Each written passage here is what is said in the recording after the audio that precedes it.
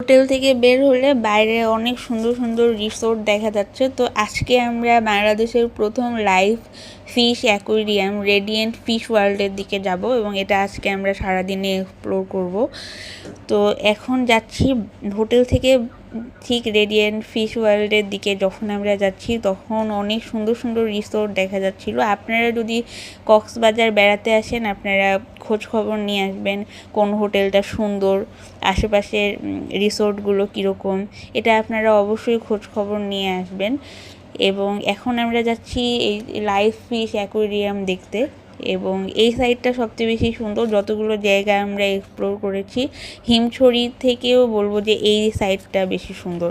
তো চলুন আমরা আজকে দেখে আসি লাইভ ফিশ অ্যাকোয়ারিয়ামে আমরা কি কি ফিশ দেখেছি, তাদের অ্যাকোয়ারিয়ামগুলো কিভাবে তৈরি, এবং আজকে আমরা একটা নতুন জিনিস শিখবো, সেটা হলো আর্টিফিশিয়াল সি ওয়াটার, এটা তারা কিভাবে বানায় এবং আর্টিফিশিয়াল সি ওয়াটারের মধ্যে কোন কোন ফিশগুলো সেখানে বেঁচে থাকতে পারবে, ওরা গভীর সমুদ্র থেকে কিভাবে ফিশগুলোকে মাছগুলোকে সংগ্রহ করেছে সেগুলো সম্পর্কেও আজকে আমরা জানবো। তো রাস্তাটা একটু বড় কিন্তু আসলে আমাদের যেতে সময় লেগেছে 20 থেকে 25 মিনিট, কিন্তু ভিডিওতে মনে হচ্ছে যে অনেক বেশি লং।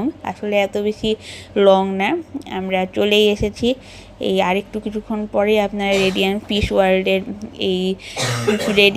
ওয়ার্ল্ডের এই মেইন গেটটা দেখতে পারবেন। তো হচ্ছে যে আমরা কিছুক্ষণ ওয়েট করি।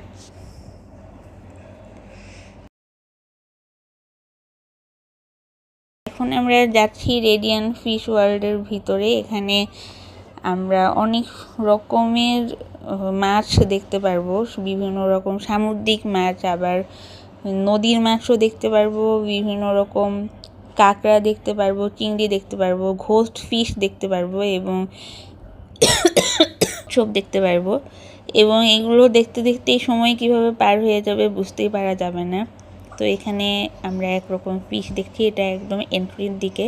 এই ফিশগুলো গোল্ড ফিশ ছিল এবং এই এখন একটা ভয়ঙ্কর ফিশ দেখবো, এটার নাম হলো ভয়ঙ্কর পিরানহা মাছ। এই মাছ নাকি মানুষকে খেয়ে ফেলতে পারে এরকম লেখা ছিল। তো দেখেন মাছগুলো কিন্তু উপরের দিকে ভাসছে। তো একটা নদীর মধ্যে অথবা সমুদ্রের মধ্যে আমরা কৃষি বইতে পড়েছিলাম যে কিছু মাছ হচ্ছে উপরিভাগে থাকে, নদীর উপরিভাগে এক স্তরের মাছ থাকে, নদীর মাঝখানে এক স্তরের মাছ থাকে এবং নদীর গভীর বা একদম সর্বনিম্ন স্তরে এক ধরনের মাছ থাকে। তো এই ধরনের মাছগুলো আমরা কৃষি বইয়ে এরকম পড়েছিলাম না, যে কার্প জাতীয় মাছগুলো, এটা একটা কার্প জাতীয় মাছ, এটা একটা ক্যাটফিশ ছিল এবং এই ক্যাটফিশটা কিন্তু অনেক লম্বা, অনেক। এটা কিন্তু সাধারণ আমরা এই বাজারে যেরকম লম্বা ফিশ দেখি অনেক, এটা তার থেকেও লম্বা একটা ফিশ। আরও একটা ফিশ আছে অনেক লম্বা, এই দেখেন, এই যে দেখা যাচ্ছে, এটাও কার্প জাতীয় মাছ। এটা কিন্তু কোনো হাঙর না। এই দেখেন উপরে লেখা আছে এইটার ওজন সর্বোচ্চ 300 কেজি হতে পারে এই মাছটা। এবং দেখেন কত স্লো হচ্ছে সাঁতার কাটছে, কারণ তার ওয়েটটা তো অনেক। তো এইটা হচ্ছে কার্প জাতীয় মাছ। এবং ওই যে আমি শুরুতে বললাম আমরা কৃষি বইতে পড়েছি নদীর মাছের মধ্যে 3টা স্তর আছে। নদীর উপরিভাগে একরকম মাছ থাকে, নদীর মাঝখানে একরকম মাছ থাকে, নদীর মাছ নিচের দিকে আরেক রকম মাছগুলো থাকে। তো সমুদ্রেও তাই, সমুদ্রের পানির এই মাছগুলোকে এখানে নিয়ে আসা হয়েছে। সেই অ্যাকোয়ারিয়ামটাকে ওরা আর্টিফিশিয়াল সি ওয়াটার দিয়ে সেই অ্যাকোয়ারিয়ামটাকে প্রিপেয়ার করে। তো আজকে আমরা অ্যাকোয়ারিয়ামটা কীভাবে প্রিপেয়ার করে এইটাও জানবো। তার সঙ্গে সঙ্গে এই দেখেন এখানে অনেক ডিফারেন্ট ফিশ আছে, সেইগুলোও আমরা আজকে দেখবো। তো এখানে দেখেন একরকম গোল্ড ফিশ দেখা যাচ্ছে। এই গোল্ড ফিশ আপনারা খেয়াল করে দেখবেন যে লাখ লাখ লিটারের ওজনের এই পানির বিশাল ট্যাঙ্কগুলো কিভাবে এখানে রাখা হয়েছে, এটা একটা প্রশ্ন হতে পারে যে এই অ্যাকোয়ারিয়ামের স্ট্রাকচারটা কীরকম। এটা আমাদের ঘরের মধ্যে যে অ্যাকোয়ারিয়াম আমরা রাখি সেইটার থেকে এটা একটা ল্যাবরেটরি, এটাকে বলা হচ্ছে যে রেডিয়ান্ট ফিশ ওয়ার্ল্ড একটা ল্যাবরেটরি। এখানে অনেক ডিপার্টমেন্ট, বিশেষ করে ফিশারি ডিপার্টমেন্ট, অনেকেরই রিসার্চ এখানে আছে। তারা গভীর সমুদ্র থেকে মাছগুলো সংগ্রহ করে এবং শুধু তারা মাছ সংগ্রহ করে না, মাছটাকে সংগ্রহ করার পরে সেই মাছটা যাতে সেখানে থাকতে পারে এর জন্য আর্টিফিশিয়াল সি ওয়াটার তারা বানায়।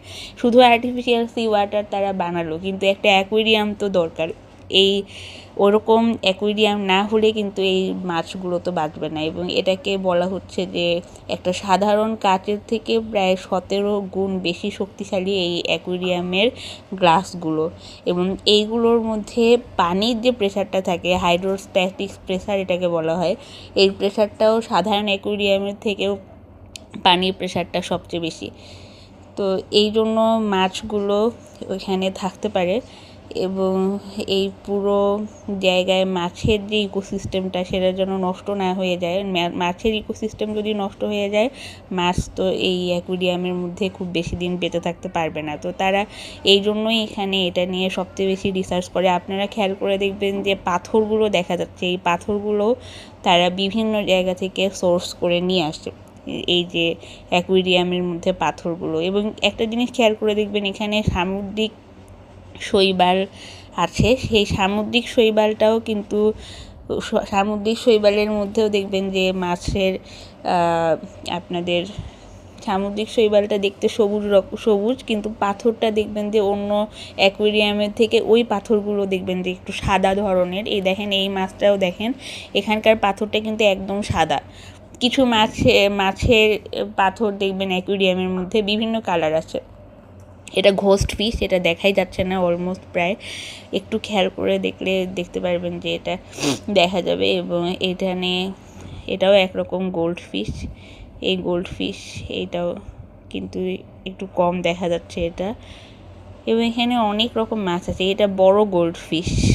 একটু আগে আমরা যেটা দেখেছি সেটা একরকম শার্ক গোল্ড ফিশ ছিল, এটা আরেক প্রজাতির গোল্ড ফিশ। এবং এই দেখেন, এখানে কিন্তু এইটা হচ্ছে ব্ল্যাক ঘোস্ট নাইফ। এই মাছটার নাম হলো ব্ল্যাক ঘোস্ট নাইফ। এবং দেখেন, ওরা বাসার মধ্যেই মনে হচ্ছে আছে, বের হচ্ছে না বাইরে। এই সাদা পাথর যেটার কথা আমি বললাম একটু আগে। এবং এখানে একসময় একটা টাইম আসছিল 2-3 মিনিটের জন্য কারেন্ট চলে গেছিলো। তো এইটা দেখেন আরেক রকম গোল্ড ফিশ।